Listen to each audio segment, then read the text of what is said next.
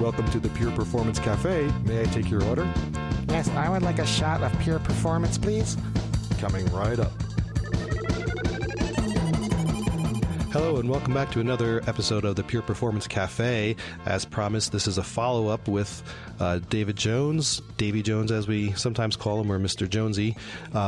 Dave, before we dive in, I guess we should explain to people who you are, actually, because we forgot to do that last time. So tell us about who you are and why we should care about what you say.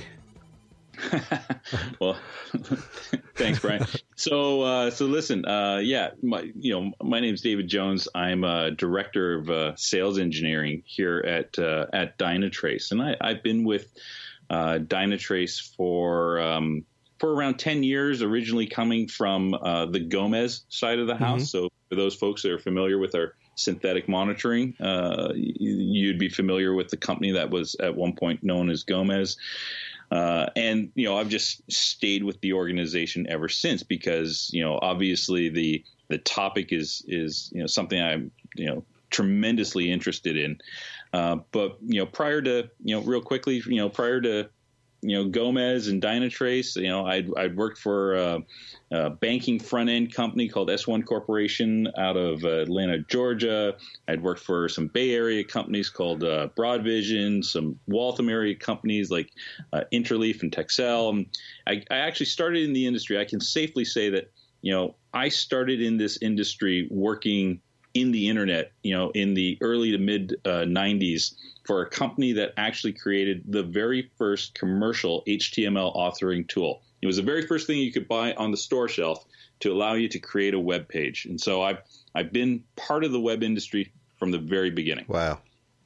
So did you ever have this came up recently with our talk with Josh McKinty of Pivotal. Did you have a GeoCities or Angel Fire site? No, I did not. I did not. But I can tell you that I can remember having conversations with the team down at the Mosaic team, back in '95, and the original Netscape crowd as well. Uh-huh. So did not have the Angel Fire site, but I do remember those. Those are awesome. Yeah.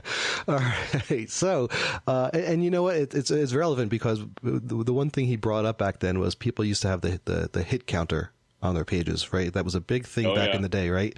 And kind of, touching as a segue into our topic, going back to the big game, or I guess since it's audio, we can say Super Bowl ads. The hits were a meaningless counter. A hit means nothing. It's a great metric when you have nothing else or you're not aware of anything else. But how many page hits doesn't really translate into anything. Was it a completed page hit? Basically we were just discussing the idea of you start somewhere with metrics, and then as you learn more and as you build up more, you get something that's a lot more meaningful. And speaking of meaningful, then, what I wanted to discuss in this one, that there were two kind of interesting stories.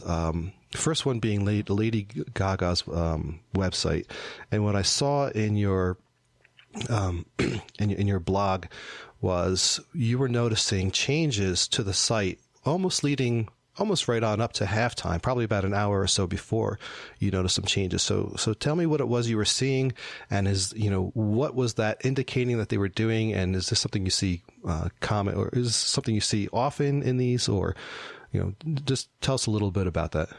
Yeah, absolutely. So the topic of, Lady Gaga's website, during the Super Bowl, was actually, again, sort of a textbook example of, here is a digital team that was being very proactive, that, they certainly had an understanding that some of the ways in which you deliver a digital property can in fact actually be a problem when you start seeing substantial amounts of load.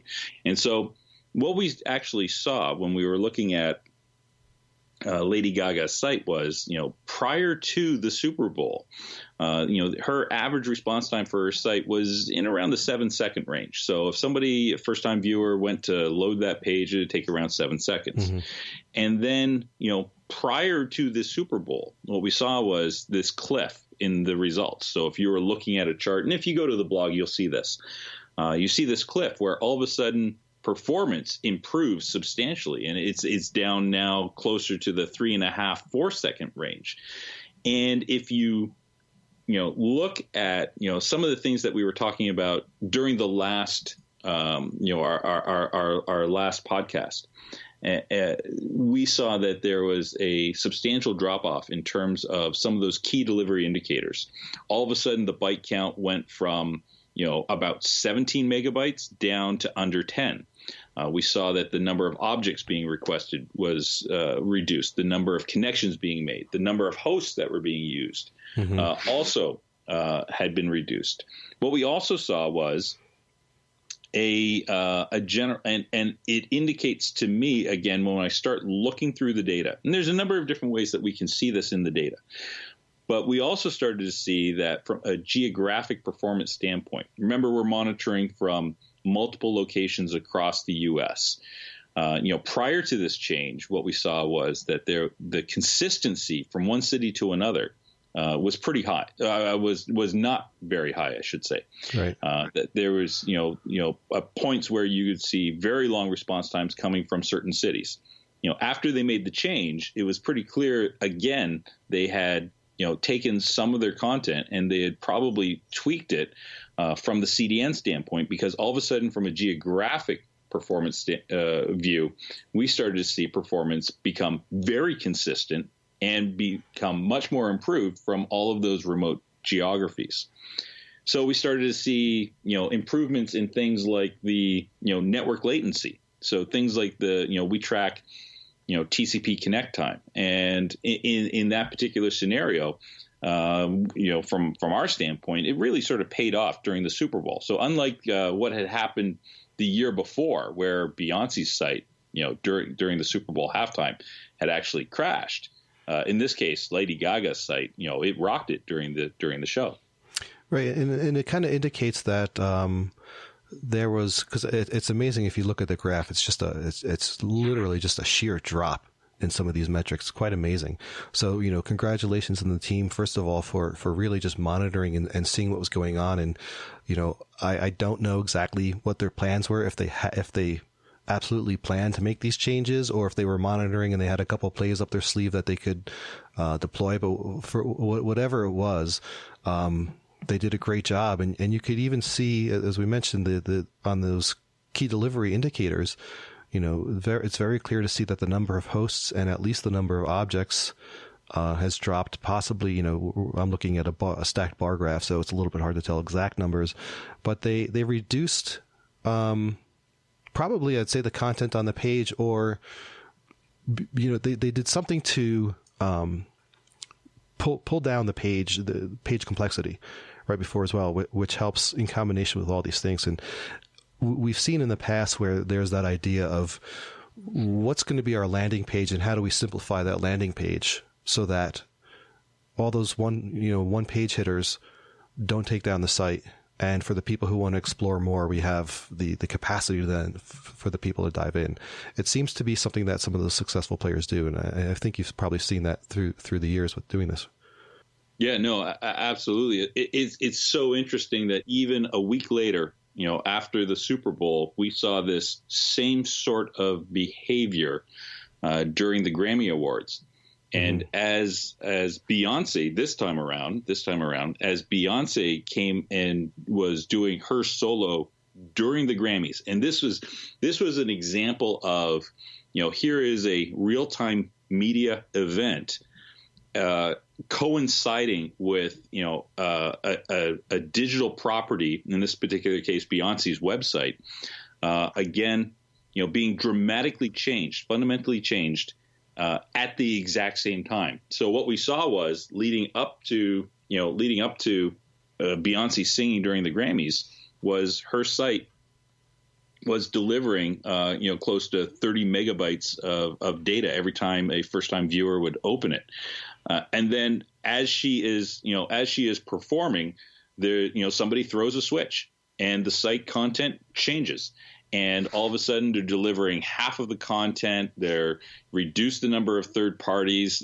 It's really interesting to see how these digital teams are coinciding with these real-time sort of media events, and how they're making these changes on the fly so rapidly, just as somebody is, going live and doing a performance like at the Grammys. Yeah, and it takes a lot of effort and coordination by those teams, and a lot of great leadership to get that done.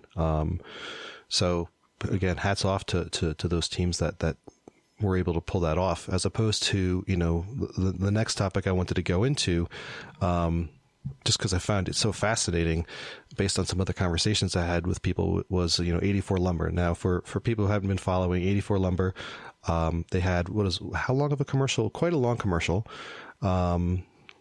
In fact, they kind of went for the controversial commercial route, because the kind of intent of it was to make a comment on the wall between, Mexico and the United States.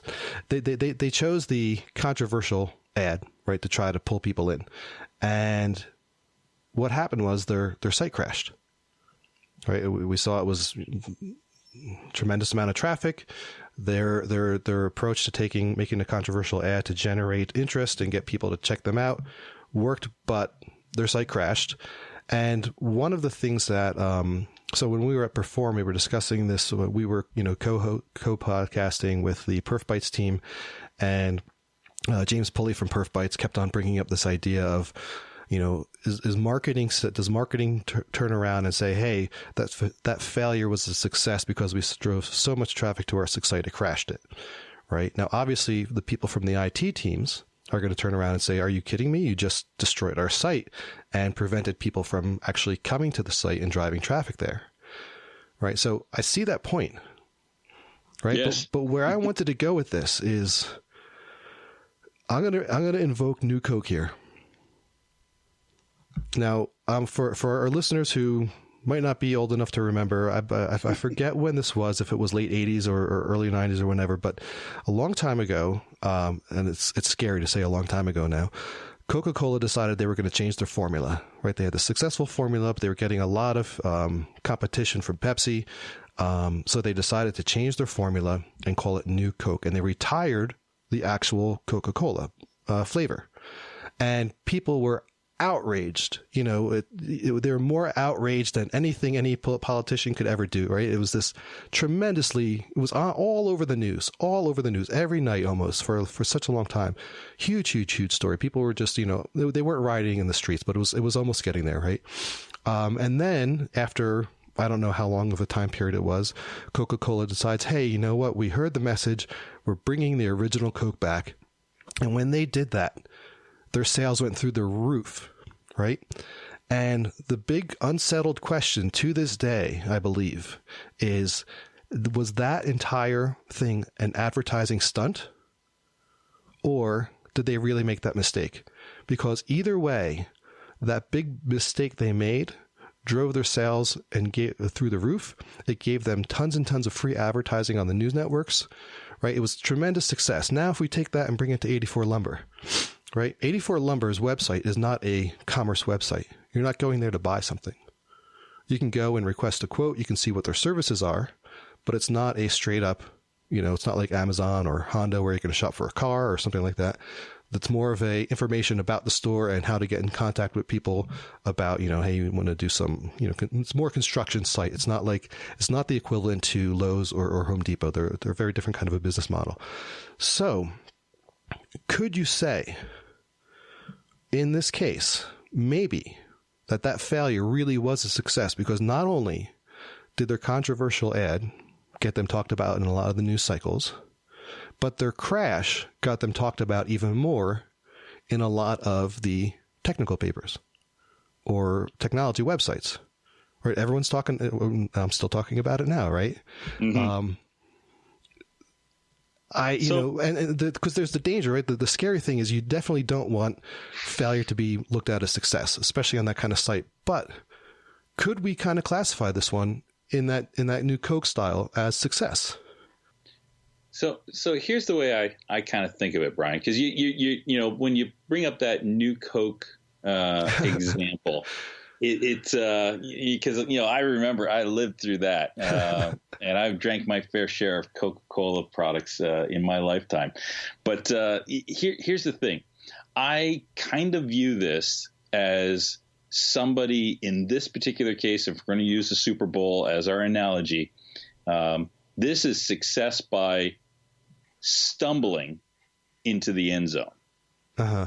If you follow my drift, right? This was not a drive into the end zone.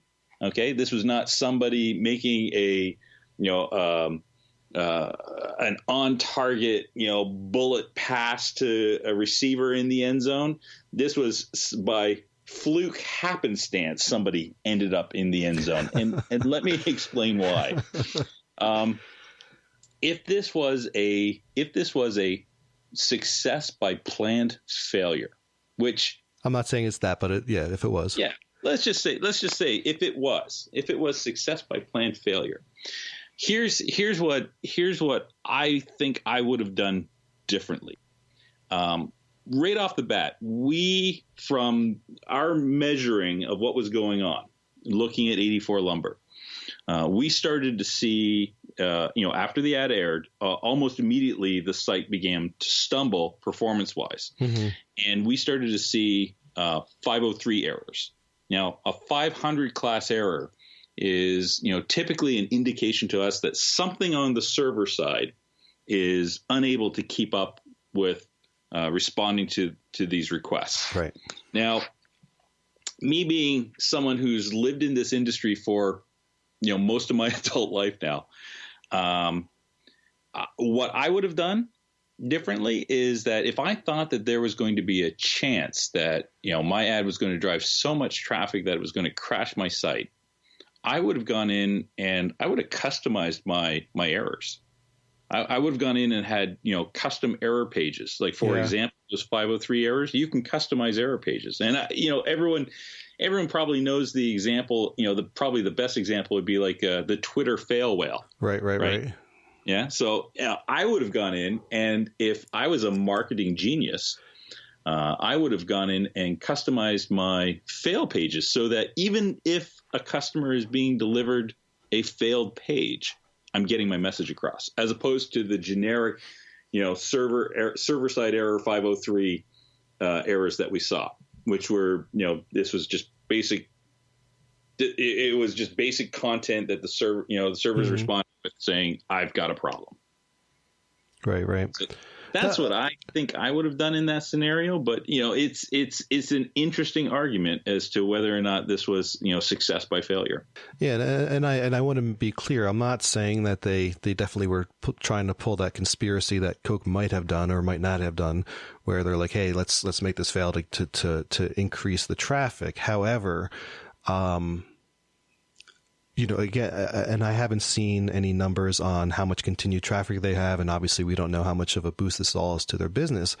But if they were a straight up commerce site, right, and their site had crashed, I think people would be able to resoundingly have called it a failure, right? Because all those people who might have made purchases or started to look at items to purchase on that site that day, that would have been all lost revenue. But because they're not a direct commerce site, right? Or going back to the commerce one, I think everybody would be able to agree, yeah, we can say that was a failure, right? But because 84 Lumber is in that situation where they're not a direct commerce site, I just think, maybe we can classify that failure as a success without being snarky about it or without mm-hmm. saying, hey, that was a terrible way for success. I mean, sure, you don't want to have that failure and it's not a good thing to do. But again, the 1-2 punch of a controversial ad plus a site going down and all the news that generates, they got so much more publicity out of this than they could have asked for if they just had run a commercial with somebody going to, here's a contractor having a consultation with an 84 Lumber representative and, maybe their kids in tow. And, they got so much publicity out of this. So I would almost, to contrast James Pulley of Perk Bytes, I would have to kind of really say this one was success, but as you say, a great way of saying it by stumbling into the end zone. But it's not like they had that immediate conversion to look for during the Super Bowl. Yeah, Right? you're absolutely right, Brian. You know what I find absolutely fascinating is that now in today's day and age, the performance that people are expecting to see, our expectations are that all these sites are going to succeed. That they're, I'm going to go to a site and I'm expecting I'm going to get a result, a good fast result. Yeah. And what's fascinating is that what makes the news isn't the sites that performed really, really well, but it's what makes the news are the situations where the site fails. Right. That's that newsworthy event. And we live in this sort of world now where with this whole concept of digital transformation, the digital properties that these companies and organizations put out there, they're expected to work each and every time. And this is I think it's just sort of a fascinating testament to how pervasive what we do to our industry is. Mm-hmm. The follow up to that too is that everyone expects things to operate really fast and really awesome, right? But again, going back to it's a few months old now, but I'm sure the statistic hasn't changed too much. When we talked to Gene Kim, and we were talking about how many people have adopted the DevOps style, right? And this whole, talking about this digital transformation and everything. And, based on all the interactions he and his team, of writers had, they're really looking at they're still at about the 2.5% range of companies that have adopted this. So to expect, like, as consumers, we expect this to happen, right? The performance, but in reality, the practices that you have to adopt, fail early, have all your performance metrics and everything that's going to lead to those successes. That's still a long road ahead for most companies, and they're slowly getting there, and more people are starting to look into the adaptation of this. But the fact that we do have so many sites that do succeed, even though, there's still such an uphill struggle to get to these best practices, is quite amazing on its own, right? Because we've all either worked at some of these places, or we interact with some of these places where things are just still like you're shocked that the site's running, right? But to the testament of either the people who are pulling out that magic at the last minute, or maybe it's the operations teams that are continuously recycling the processes in the background to keep it going. Whatever it is, it's working. And yeah, we only really care about the failures at this point, but I think that's just human nature. People don't take time to praise a company on Twitter when their experience went well. They only kind of mention a company on Twitter like if they had a bad experience on something. So I think that is just part of human nature. Anyway, I guess that kind of wraps up. Dave, was there anything that anything else that you wanted to bring up? Like we're pretty much at the end of time here, but any final thoughts on these observations or these tests you all run, or any what's your final thought on this all? Yeah. So that's part of our conversation sort of is leading to this part. And that is that in my observations, doing this now for years, watching hundreds of different properties, and I've seen, Super Bowl successes, I've seen Super Bowl failures, and we've seen the successes and failures at, during other events like the Cyber Week events. In general, what we are seeing in this industry is that these digital properties and the applications that support them are becoming much more complex. And that this complexity is, and we see it all over the place, that the applications themselves are becoming much more distributed. The advent of for example, new stack technologies, clouds, containerization. I can go through a litany of different ways that these applications are becoming more complex. Right. And as this complexity increases, that risk of failure is also increasing. And because any one, it could be something, something so innocuous, a change a developer is making, a change that an operator is making when they're updating the firmware on a load balancer, for example. Mm-hmm. These might seem like really innocuous changes, but any one of those changes introduces potential risks that can bring these sites to a crawl.